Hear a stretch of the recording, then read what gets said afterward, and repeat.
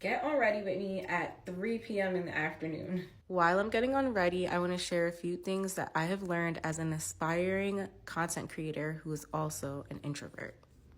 I'm going to do some double cleansing, so I'm going to start with Pharmacy Oil Cleanser.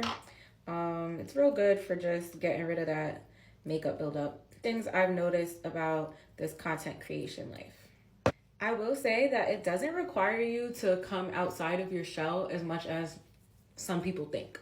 So I think a lot of people think that if you're going to be a content creator, you have to be like this crazy type A personality, or how could it ever work? But in my particular situation, I'm not type A at all. I'm actually probably one of the most shy people that anyone will ever meet. But in terms of creating content and being in front of the camera, I don't find it hard. So I think people should give it a little bit more of a chance, even if you think you're an introvert. But other things I've noticed is that people don't want to start creating content because they're nervous about what friends and family would think.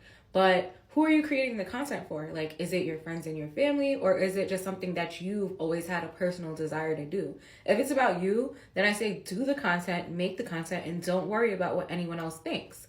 If we go back to that point that I had a little bit earlier, if you are an introvert, it's actually kind of cool to start making content, because you really find out that you have a bigger voice than you thought you had.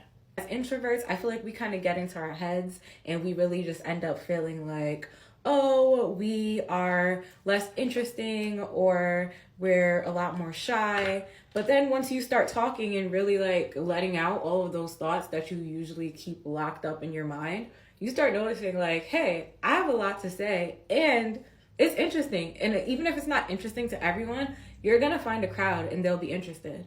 Right now, I'm just going in with a cleanser. So I oil cleanse first, and then I use a cleanser right after. So essentially, it's like double cleansing. The cleanser I just used is actually by my brand called Humility. And that brings me to my next point about content creating. It actually gives you a really cool chance to build yourself a platform that you can use to promote other things that are important to you in life. So I just want to say that I feel like if you want to do things, go ahead and try it, and don't be influenced by what other people say or the type of person that you usually see doing something. This is the perfect time, and there's no better time than now to do the things that you really care about.